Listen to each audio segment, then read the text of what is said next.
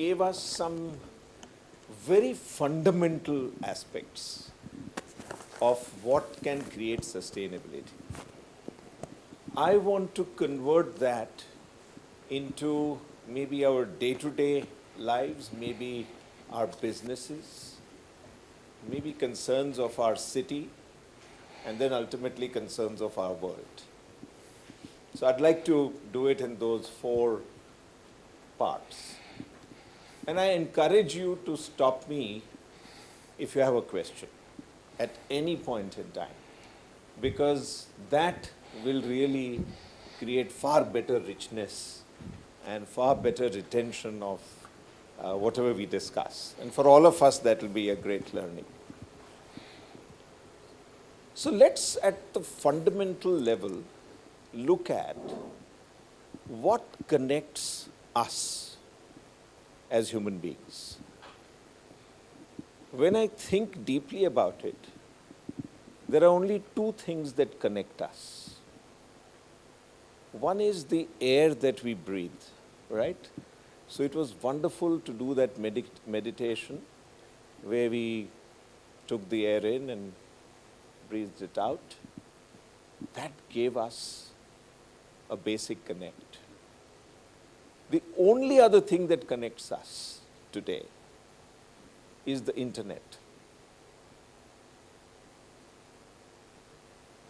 Entire set of technologies that the world knows has been built around this concept of connect.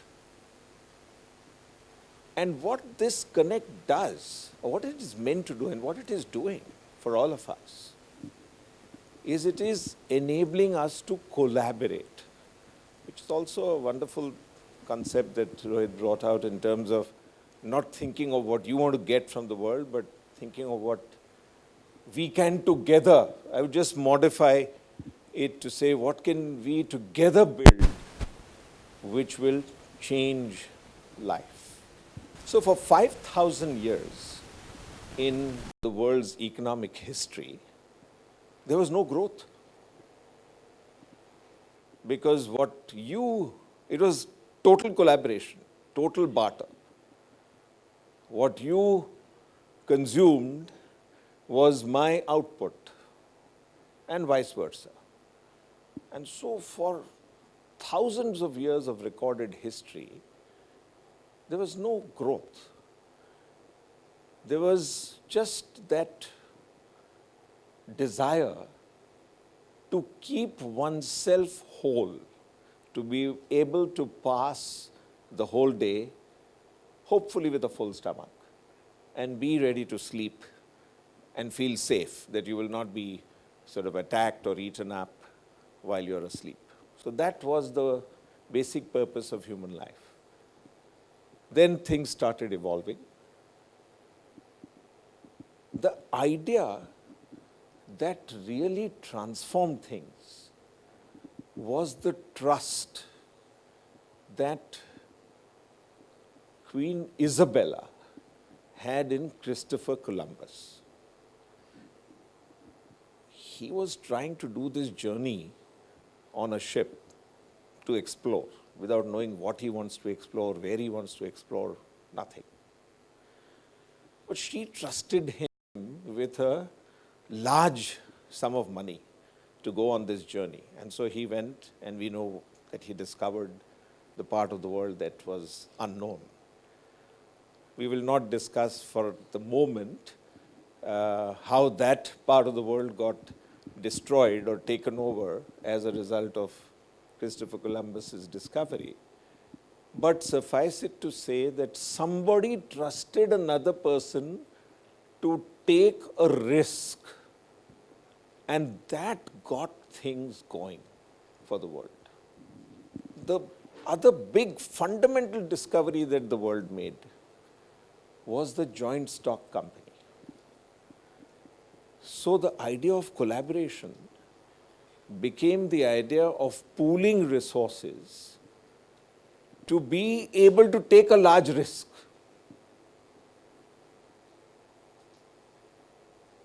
Then what happened is that people discovered that just this pooling does not work. What you need is a bridge from today to tomorrow.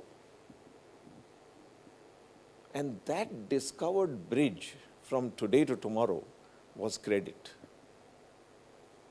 So credit is so fundamental to growth because, as we have heard, a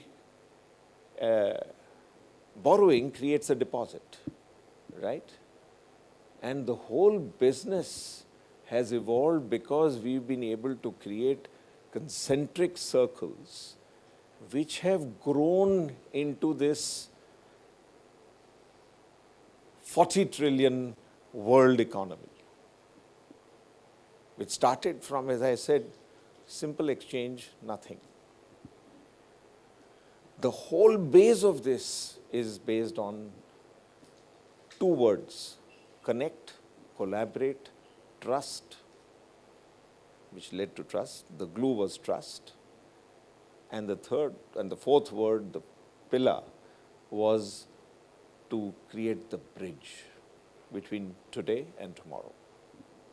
So let me open it up. What do you think, having got this framework and basic of how the world started taking risks, started borrowing money, collaborating, joint stock company, spread operations, went global, did all of this? What will be the next step? Because technology is evolving at such a furious pace. If you really distill the big thing that is happening in today's world, it is disintermediation. The biggest force today is disintermediation, because we can connect and collaborate. And because we have this powerful set of data and devices which will enable us to collaborate. So now for 2 minutes, think of a world which is a C2C world, where we can collaborate with each other simply because we desire to do that, and we know how to connect with the individual that has the resource or the intelligence which we need to do the next thing that we want to do and consume. If there's big data, full information availability, rapid speed of download, and collaborative possibility, then this becomes possible. Right? So think about what this can enable. And let me just give you an extract of how exciting the future can be. And therefore, how do we make this whole journey sustainable? The journey is now not going to be simply that barter journey. The journey is going to continue to be one of connection and collaboration, which will lead to abundance. That is what the new definition of sustainability has begun to achieve because of the convergence of technology. What I want to leave with you is the notion that we started off the journey of sustainability by thinking of triple bottom line: planet, people, profit. You need to have three bottom lines. Then we moved into the SDGs. The UN Compact talked about 20 SDGs, which the whole world was supposed to collaborate to actually accomplish. Rohit tells me he did a program using these 20 SDGs. Then we came to what is called integrated reporting. These are the development goals. UN specified 20 development goals. And these are now getting implemented all over the world. But now, beyond all of this, So then we started talking about integrated reporting. 6 capitals instead of 1 capital, not just financial capital. You got to talk about your people capital, your reputation capital, your physical capital, 6 such capitals. Now things have gone beyond, and sustainability is getting mainstream. So every action that businesses are taking start from the thinking about the notion that we will continue to exist forever. What you defined, permanency. So the entire thinking process has been transformed to start from sustainability, and the idea is now to mainstream it. So Hindustan Lever said, we will not only remove 600,000 tons of plastic from the cycle that we are creating, and ACC did not stop at saying we'll pick up from Madhukarai the plastic waste, and said 15% of all the fuel that we burn will be that which is non-biodegradable. And so everybody started adapting sustainability as a natural mainstream goal. Yesterday again, a sustainability idea. Just because India has become 99% ODF, open defecation free, the incidence of diarrhea has reduced by 95%. It was one of the largest killers of young lives. This is the effect of thinking sustainability mainstream. Now you can see how sustainability percolates from yourself. So what do? You become energized by oxygenation. If you go down to the basics, the only reason why human life got sustained is because the quantum of oxygen that the plants which came before us were able to exhale was available for human life to inhale.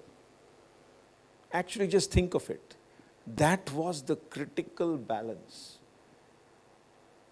Otherwise, oxygen is corroding. But because this balance got reached, human life was possible. What we have done is we have moved in the reverse direction. And we have created all these carbon-emitting industrial ideas. Those ideas are now getting removed, and it's beautifully described. Take machines. Machines are getting demonetized, democratized, delocalized, and becoming sensors. 2020 will be the year in which the world will have 1 trillion sensors, 1 trillion sensors, which are IoT connected, Internet of Things connected, which will be drawing in data, big data, and analytics machines will be continually processing that data to create value. That is what is becoming defined as sustainability. So we went from individual sustainability by now wanting to correct the balance of oxygen and carbon dioxide. That is at the fundamental level what human beings will have to rebalance. So all prices of everything will come crashing. The machines today which do the diagnostics, if you add all of them, and you look at the unutilized value of those machines, it's a colossal human waste. We've just created machines which work for 4, 5, 6% of the time in hospitals. Very expensive machinery. But all of that is getting demonetized, dematerialized, democratized, and delocalized. All 4. Just think about it. And they are getting converted into sensors, which give you readings not once in a year when you go to get your health checkup. Continually. Today, I'm a diabetic for 35 years now, juvenile diabetes. But the technology has reached a level where it is possible for me to have a patch inside, tucked away, which will be calculating what level of insulin I need every time. But now that is extending to this whole movement of transformation. What were machines of high value, underutilized, are becoming sensors. Take car. Today's car, internal combustion machine car, requires hundreds of parts. Tomorrow's EV car will require just 18. So just look at all that has happened. It's been demonetized, democratized. So the cost equations will change dramatically. And that is what is leading to the new paradigm of sustainability with abundance.